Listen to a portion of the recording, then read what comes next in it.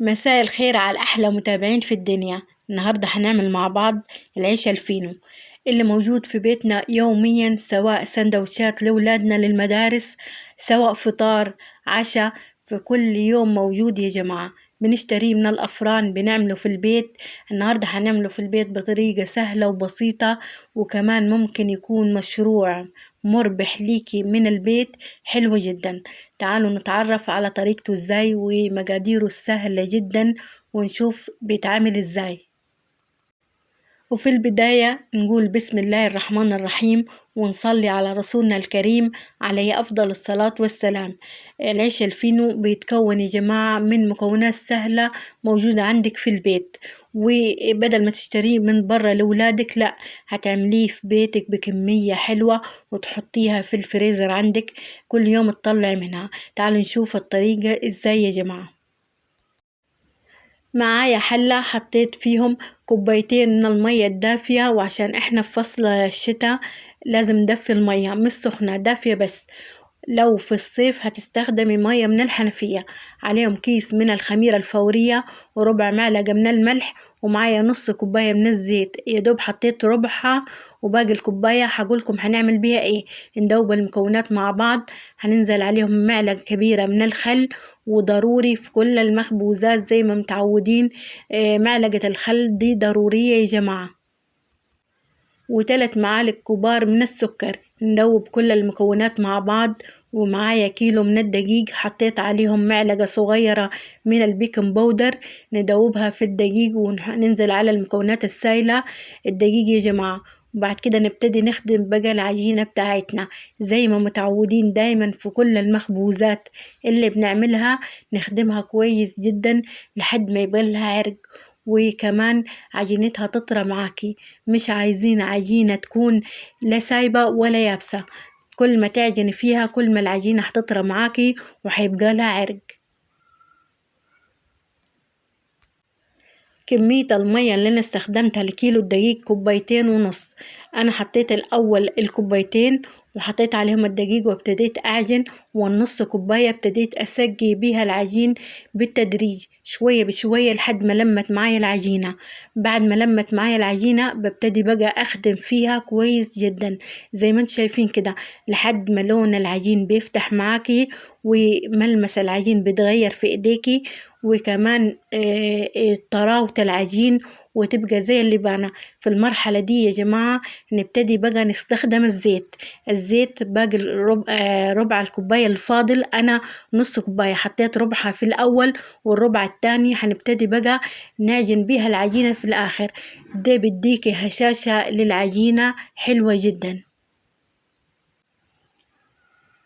شوية بشوية الزيت، وافضلي اخدمي في العجينة بتاعتك. كل ما تديها جهدك كل ما تلاقي نتيجة حلوة جدا في كل المخبوزات اللي بنعملها. مرحلة العجين يا جماعة مهمة جدا زي ما متعودين دايما. العجين مراحل كتيرة.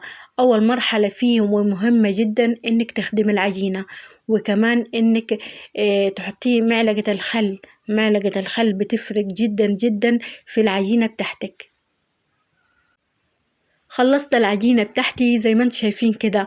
بدهن الحلة بتاعتي بالزيت، وبحط العجينة وبدهنها وشها من فوق بالزيت، وكمان جوانب الحلة عشان ما تلزقش معايا. بغطي بقى العجينة بتاعتي في حتة دافية كده في فرن البوتاجاز عندك، في حتة تدفي. ممكن تدفي فرن البوتاجاز وتطفيها وتحطي فيها، عشان لو مستعجلة ممكن تعملي كده ويخمر لك بكل سهولة وبسرعة جدا. تخمير العجين في الشتاء بياخد من 3/4 ساعة لساعة، وممكن يطول معاكي لو المكان اللي انتي حاطاه فيه ساقع شوية. انما في الصيف ما بيقعدش، يا دوب نص ساعة، اقل من نص ساعة تلاقي العجينة خمرت معاكي. خمرت معايا العجينة زي ما انتم شايفين كده، وهنبتدي نقطعها على حسب الرغيف العيش الفينو اللي انتي عايزاه. حجم صغير، حجم متوسط، حجم كبير. القطعية اللي انتي هتقطعيها هي تحدد الرغيف اللي انت هتعمليه. بقطع زي ما انتم شايفين كل الكمية، وبدورها كده بإيديا زي ما انتم شايفين كده، وبخلص كل القطعية بتاعتي وأغطيها لمدة 2 دقيقتين. وبعد كده ابتدي أفرد بقى العيش الفينو بتاعي.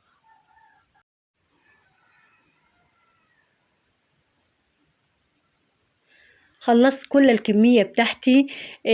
زي ما انتم شايفين كده ابتدي بقى اغطيها بأكياس تلاجة. أكياس التلاجة العادية اللي عندنا في البيت بتغطي العجين بتاعك كله عشان وشه كده منشفش معكي، ونريحها لمدة دقيقتين عشان لما تيجي تفرد الرغيف بتاعك يتفرد معاك بكل سهولة. ريحنا العجينة لمدة دقيقتين، هنبتدي بقى نفرد في الرغيف بتاعنا، سواء تفرديه بمدور مستطيل بإيديكي بين الشابة، الفردة اللي انتي تحبيها. بس أهم حاجة فيه يا جماعة، سواء عملتيه مدور أو مستطيل، اللي انتي بدأتي بيها أن البداية تكون أكثر من النهاية. زي ما انتم شايفين كده، يعني انت البداية العجينة لما تيجي تعمليها سواء مدورة تكون تبدأيها قصيرة، وبعد كده تنهيها طويلة عشان لما تيجي تقفلي الرغيف الفينو تقفلي الجوانب كده بكل سهولة. ونقفل العجينة كويس جدا، عشان في ناس بتقول أنا بعمل العيش الفينو وبيفرش معايا، فده سبب من أسباب إن العيش يفرش معاكي.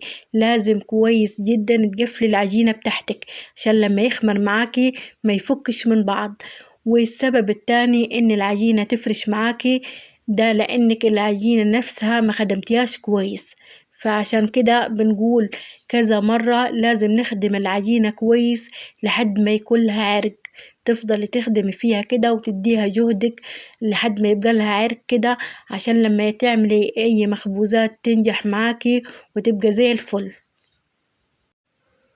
طب انت عملتيه بزيت، ممكن انا اعمله بسمنة او زبدة، ينفع جدا يا جماعة وهيطلع طعمه حلو جدا. بس انا فكرتي النهاردة ان انا عاملاه اقتصادي للي حابة تعمل منه مشروع عندها في البيت، مش هيكلفها حاجة، فعشان كده عملته بالزيت اقتصادي. وكمان اللي بيعملوه في الافران بيعملوه بالزيت مش بسمنة او زبدة. نادرا لما تلاقي فرن عاملهولك بسمنة او زبدة. كمان بحطلك مواد حافظة ليه زي محسن الجل، فاحنا هنتجنب محسن الجل واي مواد حافظة، هنعمله في بيتنا بطريقة حلوة، طريقة اقتصادية، بطريقة صحية لولادنا. فحابة تعمليه بسمنة بزبدة، حابة تحطي فيه حليب، حابة تحطي فيه لبن بودرة، المكونات اللي انت تحبيها وتخليه طعمه حلو حطيها. ده اخر رغيف معايا زي ما انت شايفين كده، بفرد العجينة وبلفها رول واقفل كويس الجوانب وفي النص. ضروري يا جماعة، دي اهم مرحلة في العيش الفينو، انك تقفلي كويس جدا. بخلص بقى كل الكمية بتاعتي، ببتدي بقى اغطيه بقى واسيبه يخمر لمدة 10 دقايق. 10 دقايق هتلاقيه كده خمر وملى الصاجات كده. واهم حاجة في الصاجات لما تيجي ترصي العيش الفينو تخلي مسافة بين الرغيف والتاني عشان بيخمر وبتضاعف حجمه. خلصت كل الكمية بالشكل اللي انتوا شايفينه ده، حطيت كل الصاجات فوق بعض، وفي الاخر كده بحط عليهم كيس من اكياس التلاجة وقماشة عندي فوطة، واغطيه بقى اسيبه لمدة 10 دقايق. حاجة الاقيه خمر يا جماعة بالشكل اللي انتوا شايفينه ده، وحجمه اتضاعف وزي الفل. يعني العيش الفينو بتاعنا بنخمره مرتين، مرة في العجينة ومرة على الصاجات. في ناس بتخمره 3 خمرات، مرة في العجينة ومرة لما تقطعوا كور صغيرة كده بتريح الكور لمدة 5 دقايق عشان تخمر معاها، وبعد كده بتخمروا على الصاجات. أنا ما بقترحش التخمير ده يا جماعة، لأننا بقطعوا كور صغيرة وريحه دقيقتين بس يا جماعة. بعمل كمية كبيرة، فلما بتقطعي بتعملي واحدة ورا واحدة بتلاقي تلقائي القطع معاكي كلها بتخمر. فأنت كل ما بتعملي رغيف كده بتلاقي القطعة اللي وراها خمرت تلقائي. فعشان كده ما بنصحش إن نخمر بعد ما نقطع كور صغيرة. نبتدي بقى ندهنه بعد ما خمر معانا. أنا معايا 3 معالق كبار من المية، عليهم معلقة كبيرة من السكر. دوبت السكر في المية وابتديت أدهن الصاجات بتاعتي. كل العيش الفينو أدهنه بالمية والسكر. الفرن معايا مسخناها كويس جدا، وهحط على طول الصاجات بتاعتي. حابة بقى تدهني ببيضة عليها حليب وكمان كيس من الفانيليا، كمان هيديله طعم حلو جدا. زي ما تعودنا أنا عاملاه اقتصادي، اقتصادي 100%. عشان كده هندهنه بدهنة يدوب مية وسكر يا جماعة. وكمان عايزة أقولك المية بتديله طراوة حلوة جدا للعجين، ولما يجي يطلع من الفرن كده بيبقى خفيف معاك وحلو.